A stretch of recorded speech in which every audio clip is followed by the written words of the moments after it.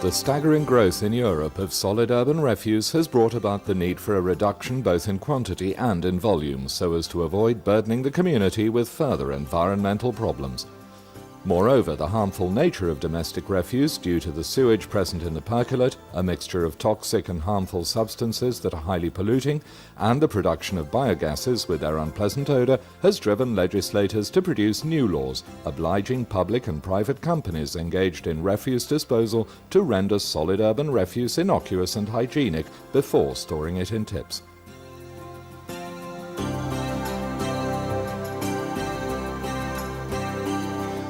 Separating out the moist organic fraction from refuse permits the thermodestruction of the dry fraction without negative fall-off in combustibility and a consequent lower production of heat. The EEC regulations that are being applied, and recently in Italy the law by decree of Minister Ronchi, lay down that in future not a single kilogram of refuse can be disposed of in tips or incinerators without having been preventively treated. The particular kind of treatment that we're about to see, starting from solid urban refuse, allows dry matter to be separated from the largely organic moist matter, which is then treated with an effective and economical chemical and physical system to render it hygienic and innocuous. It must be borne in mind that in northern Italy, the dry fraction in urban refuse accounts for about 70%, with the remaining 30% being made up of moist organic matter. In the south, the dry-moist proportions are almost reversed, with peaks of 65 to 70% of moist organic matter in agricultural areas.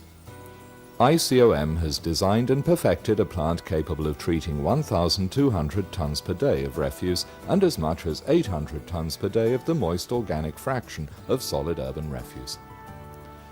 The plant, designed and constructed in collaboration with one of the largest companies in northern Italy in the urban refuse field, can be sited in a building of 4,000 square meters with a minimum height of 10 meters. An external area of at least 2,000 square meters is needed to allow refuse to be dumped and moved. Refuse collection vehicles arrive at the plant and, after weighing, dump the black refuse bags or the pre-compacted rubbish in the collection pit. The so-called spider, maneuvered by a bridge crane, loads the mouth of a first gigantic machine that automatically splits open any sacks present and renders the contents extremely heterogeneous in terms of volume and specific weight, ready for the next phase of initial separation. In fact, it is mistaken to believe, as in the past, that finely shredding refuse makes it easier to separate it out properly. Refuse in arrival is pre-treated so as to make the subsequent separation process effective and error-free. A rotating sieve whose working parameters such as speed of refuse input, rotation speed, angle of inclination, shape and diameter of outlet holes have been carefully calculated, accepts the loose pre-treated refuse and makes the first separation, with the bulkier and lighter dry matter being expelled through the outlet and the moist organic and the so-called small dry matter, which is heavier and less bulky, dropping into the lower part of the sieve. However, this new fraction that has been separated out requires a further sieving operation, technically impossible in the first phase, in order to separate out the dry matter still present and place it with the first fraction of coarse matter. This is done by moving it along a conveyor belt to a special sieve. At this point, the moist fraction of the so-called fine dry matter, although it is still impure, can be treated, while the dry fraction obtained can be placed with the coarse dry matter.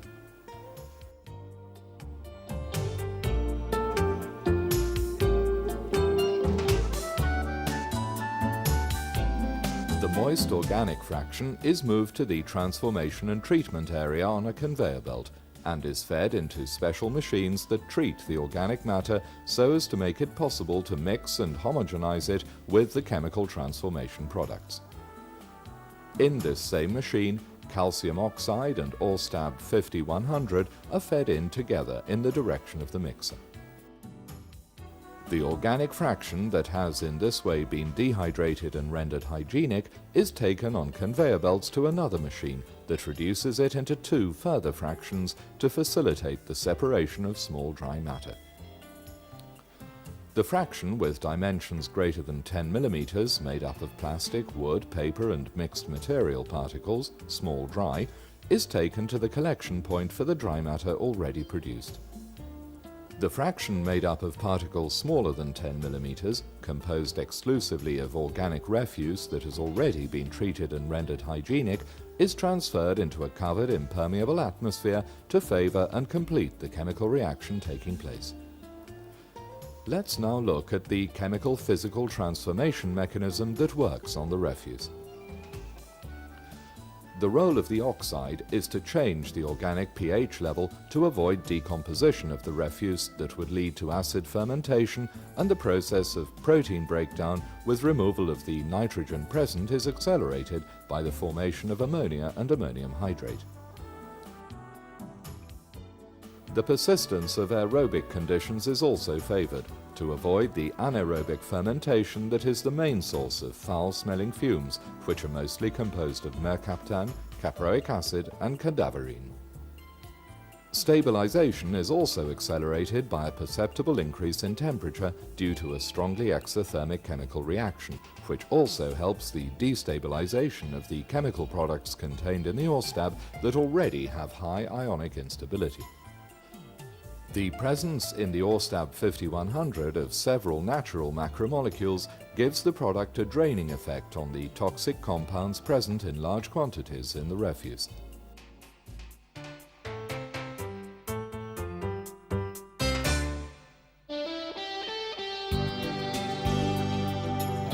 In this way, lead, copper, cadmium, zinc, arsenic, mercury and chromium are immobilized and transformed into insoluble compounds thanks to the capacity of this reagent to produce cationic exchanges.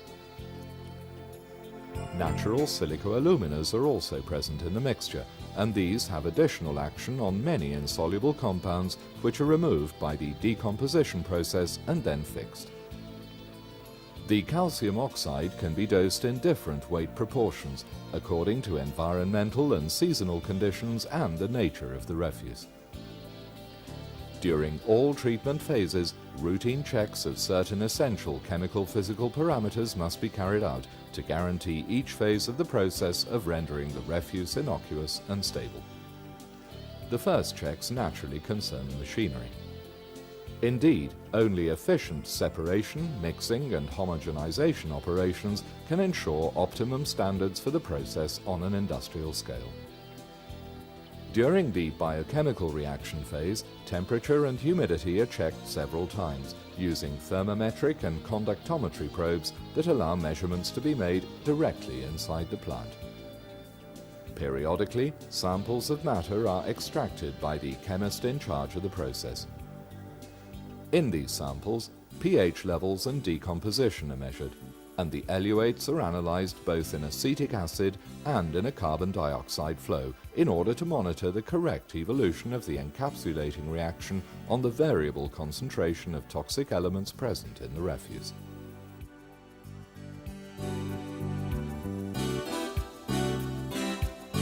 The end result, in short, is that within the moist organic fraction a high degree of stabilization is brought about.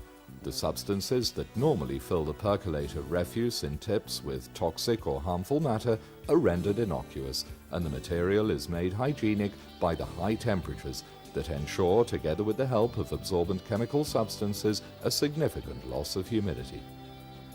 Together, this combined chemical and physical action enables the transformation in a short time, from 2 to 4 weeks, of prevalently inorganic refuse into dry soil of a light brown color with a slight smell of freshly excavated earth.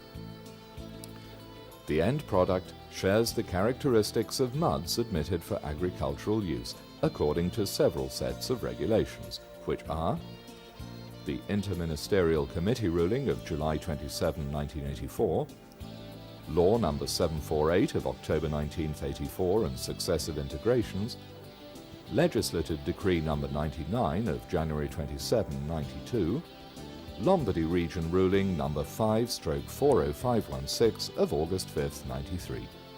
The tests and analyses carried out demonstrate that the stabilized organic fraction contains no fecal coli, salmonella or parasite eggs, confirming with these parameters the hygiene characteristics laid down for compost. It is not phytotoxic. It has granule size that puts it in line with natural organic soil correctors with small or very small granule size. Its toxic metal content is below the limits laid down for compost and muds for agricultural use. Its macroelement composition conforms to current regulations. In conclusion, the Orstab system allows the organic fraction to be rendered hygienic and stable and transformed into a natural organic corrector that helps enrich agricultural land. To demonstrate this, we mixed the organic corrector with mud and substituted the natural soil on a piece of land a few dozen meters from the plant with this mixture and sowed garden lawn seed on it.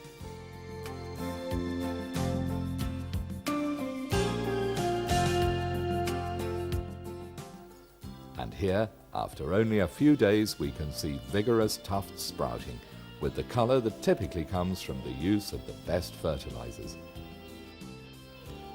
We are currently growing greenhouse cultivations on which daily tests and analytical controls are carried out to achieve optimal composting values. All this means that we can define this treatment, which is covered by an industrial invention patent, as a true process for transforming solid urban refuse and rendering it inert.